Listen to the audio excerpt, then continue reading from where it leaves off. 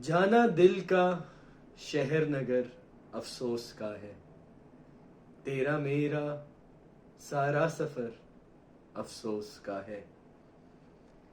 किस चाहत से जहर तमन्ना मांगा था, किस चाहत से जहर तमन्ना मांगा था, और अब हाथों में सागर अफसोस का है।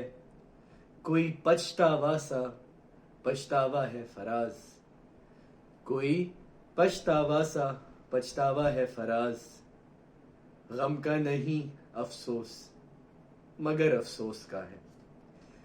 अफसोस, अफसरदगी, सदमा, ट्रेजेडी, उसके लिए यासियत, उसकी प्यास has been one of the most honest and integral emotions in the history of human behavior. क्योंकि सदमे ना ही हमारे नफ्सियात और हमारी फितरत की सही रूनुमाई करते हैं, बल्कि सदमे, ट्रेजेडी, लॉसेस और उनसे रिलेटेड लेमेंटेशन, अफसोस का इजहार, चाहे रिचुअलिस्टिक हो या नॉन रिचुअलिस्टिक हो, हमें ट्रेन करता है, हमें तैयार करता है आने वाले बुरे वक्त के लिए। और बुरा वक्त तो आना है।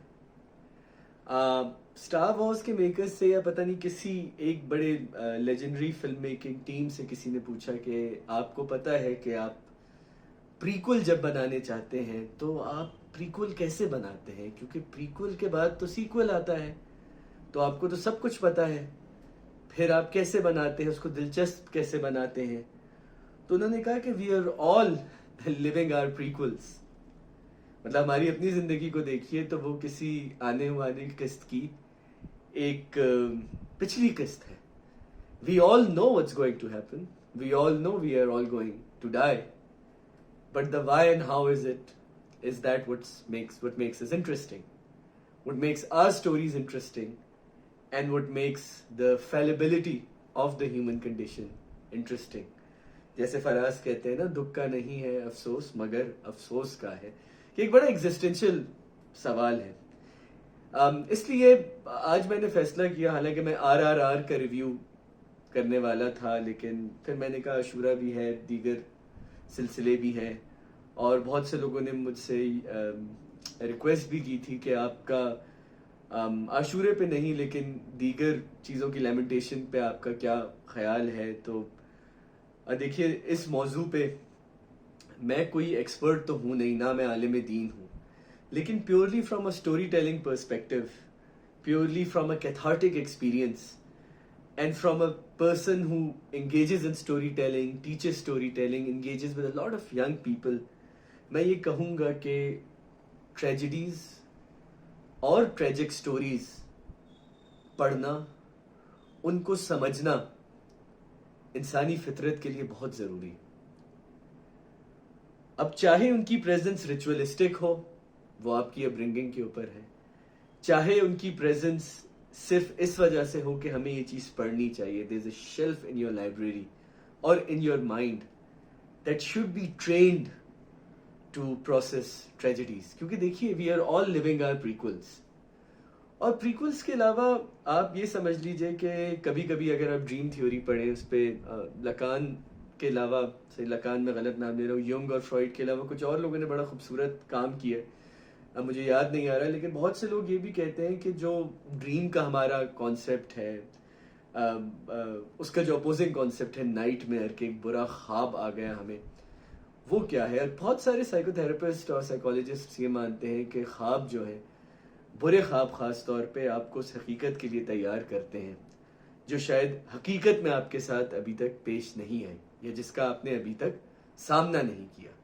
तो in many ways they allow you to process emotions, they allow you to process situations that have never happened before but are quite likely to happen. अब मुझे नहीं पता आप जैसे लोगों, आपके साथ ये हुआ, मेरे साथ अक्सर ये होता है कि I sometimes imagine my funeral, कि क्या होगा, कौन आएगा, कैसे आएगा, क्योंकि खास तौर पे मैं कोयटा में पला बड़ा, वहाँ funerals were a big deal. सड़क चलते, राह चलते लोग आपकी मैयत का हिस्सा बन जाते थे। कराची और किसी बड़े शहर में मैंने तो ऐसा नहीं देखा, तो मेरे लिए एक बड़ा इवेंट था, होता था वो। एंड समटाइम्स आई थिंक کہ کون ہوگا کون نہیں ہوگا، اینڈ اس طرح کے مجھے خواب بھی آتے تھے. پھر جب بڑا ہوا، زندگی میں نئے رشتے آئے، تو وہ خواب ڈراونے لگنے لگے، کیونکہ اپنا فیونرل تو آپ امیجن کر لیتے ہیں، لیکن جب اپنے سے پیار کرنے والوں کا کرتے ہیں تو دل کو دھچکا لگ جائے. اور I am sure at some point in time when I end up starting my family, I wouldn't even want to think about these things. کیونکہ ایک نیا چیپٹر کھلے گا زندگی میں، اور آپ اپنے آپ کو تمام ان ایموشن سے دور رکھیں گے. لیکن ایٹ دا سیم ٹائم ہم ہیومن ایموشن کے، ہیومن نیچر کا جو ایک ایگزسٹینشلسٹ پرسپیکٹو ہے، جو ایک وجودیت کا عنصر ہے، اس سے ہم اپنے آپ کو ڈیٹیچ نہیں کر سکتے.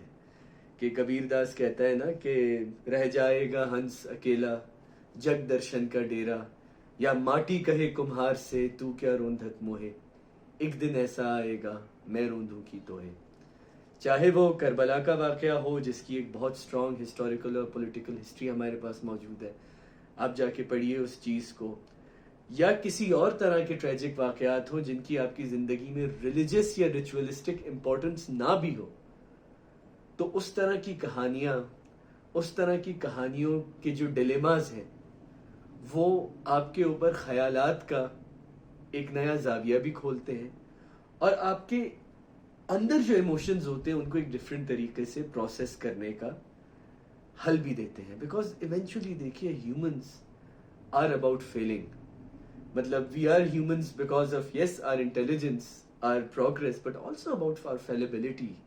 ہمارا بچہ پیدا ہوتے ہی ایک بہت ڈپینڈنٹ بچہ ہوتا ہے، اور کسی اور آپ چوپاہے کا بچہ دیکھیں تو وہ فوراً evolves and evolves and evolves. But مجھے یہ لگتا ہے کہ the reason at some point whenever it's good, it doesn't become a tormenting experience for kids. I think it's about after 7 or 8.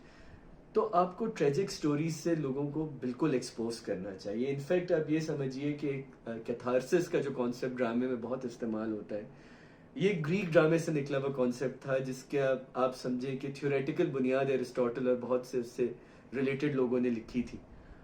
اور ارسطو تو یہ بھی کہتا ہے کہ کیتھارسس، کسی بھی ڈرامے کو دیکھنے کا جو ایموشنل ایکسپیرینس ہے، وہ it should instill fear in a purifying manner. کہ آپ کو اور آپ اس کیریکٹر کی جو ریلیٹیبلٹی ہے، جن ایموشنز کو آپ پروسیس کر رہے ہیں، وہ آپ کو اندر سے اتنا ڈرا دے کہ ایک آلموسٹ آپ کی سول پیوریفائی ہو جائے. کہ دیکھو، دو چیزیں ہوتی ہیں کیتھارسس میں، کہ یا تو جو مجھ پر بیتی ہے، دیکھو یہ اس پہ بھی بیت رہی ہے، جو آپ کو ہمارے ڈراموں میں ملتا ہے، ہاؤس وائفز اور ان سب کو اتنی زیادہ ٹارگٹ کیا جاتا ہے. یا ایک یہ چیز ملتی ہے کہ دیکھو، جب یہ اس سلوشن سے نکلا تو میں بھی اس سلوشن سے نکل سکتی ہوں. although یونان ہماری ریچولسٹک امپورٹنس سے ذرا ڈفرینٹ ہے، کیونکہ یونانی خدا بڑے انٹرسٹنگ یونانی خداؤں کا کانسیپٹ تھا، دیوتاؤں کا کانسیپٹ تھا. کیونکہ جتنے یونانی خدا آپ کو پینتھین آف گاڈز میں ملتے ہیں، ایک تو ذہن میں رکھیے کہ Greek religion was not a fixed religion, there were different religions working together. تو اس میں آپ کو پھر نظر یہ آتا ہے کہ وہ خداؤں اور ان کے اپنے آپس کے جو مسئلے، کسی نے آگ چرا لی کہ اس سے جیلس ہو گیا، کسی نے یہ کر دیا، کسی نے وہ کر دیا. ان کا تو ایک بڑا مزیدار ڈیلیما ہے کہ ان کے دیوتا خود پریشان ہے کہ یہ سسٹم کیسے چلے گا. تو آپ کی جو فیلیبلٹی ہے نا ان کی، جو ہمیں انسانیت کے اندر نظر آتی ہے، وہ ان کو اپنے دیوتاؤں میں نظر آ جاتی تھی. اس لیے ان کے لیے چیزیں پروسیس کرنا بڑا ڈفرینٹ تھا، but at the same time آسان تھا. اس وجہ سے گریک ٹریجڈی اور ڈرامے کے ساتھ ساتھ بہت سے لوگ کہتے ہیں کہ ڈیموکریسی کا بھی وہیں پہ جنم ہوا. کیوں؟ اب ایڈیپس کی ایک کہانی ہے کہ ایک بادشاہ ہے جس کو ساری عمر لوگوں نے کہا کہ کوئی نہ کوئی قرض ہے سلطنت پہ. اس نے جنگیں چھیڑ دی، سب کچھ کر دی، اور اینڈ میں اس کو پتا چلا کہ وہ قرض وہ خود ہے. اب کہانی کے اعتبار سے وہ اینڈ میں اپنی آنکھیں پھوڑ لیتا ہے، اس میں سریاں مار کے، کوئی چھڑی مار کے، اور جنگلات میں چلا جاتا ہے. لیکن گریک ڈرامے میں یہ ہوتا تھا کہ آپ بالکل کلائمیکس یا ریزولوشن کے وقت لوگوں سے پوچھتے تھے کہ اگر تم ایڈیپس کی جگہ ہوتے تو تم کیا کرتے، اور تم اس ٹریجک سچویشن سے اپنے آپ کو کیسے نکالتے. تو at the same time not just drama in itself should be a humbling experience, but tragedies are a very humbling experience. اور ہمیں کسی حد تک ہمیں کبھی بھی بچوں کو اس چیز سے دور نہیں رکھنا چاہیے. اگر وہ لیٹس سے سال کے 2 مہینے کوئی دوستوں کے انفلوئنس میں آ کے let's say if they are non Shiite اور there is a anti ritual sentiment in the house, اگر وہ آ گئے ہیں اور وہ سمجھنا چاہ رہے ہیں کہ ان کے دوست کچھ ایک مہینے یا کچھ دن میں اتنے افسردہ کیوں ہو جاتے ہیں، تو ایک تو ان کو گنجائش دیتے چیزوں کو سمجھنے کا. اب علم کا جو سمندر ہے وہ بہت وسیع ہو گیا ہے اور اس کے اندر سیلاب آ چکا ہے، آپ اس کے اوپر بیریئرز نہیں لگا سکتے.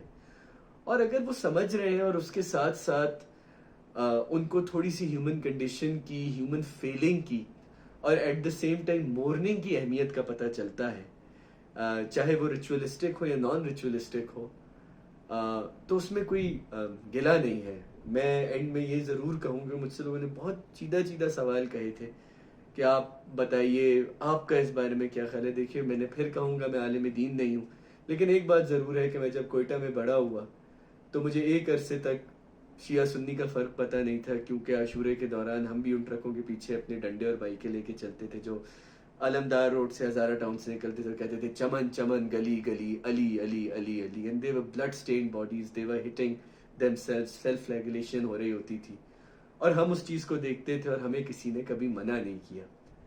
اور مجھ سے میرا مسلک پہلی دفعہ کراچی آ کے پوچھا گیا، جب مجھے یاد ہے کہ میں نے اپنے والد صاحب کو فون کیا اور پوچھا یہ مسلک کیا ہوتا ہے. اور اچھی بات ہے، مجھے نہیں پتا تھا، میں ایک اوپن انوائرمنٹ میں پیدا ہوا. اب تو خیر کوئٹہ بھی ایسا نہیں رہا، لیکن جہاں رہی عاشورے کی ریلیجس، ہسٹوریکل اور پولیٹیکل امپورٹنس اس پورے واقعے کی، اس پہ بڑے بڑے عالم دین نے باتیں کی، کتابیں لکھی، وہ پڑھیے. لیکن at the same time remember that tragedies are a humbling experience. They prepare you for the world and they shatter your ego. They bring you down to earth. ضروری ہے یاسیت رکھیے دل میں اور اندر ہی اندر آپ کی روح کو تسکین پہنچے گی. شکریہ.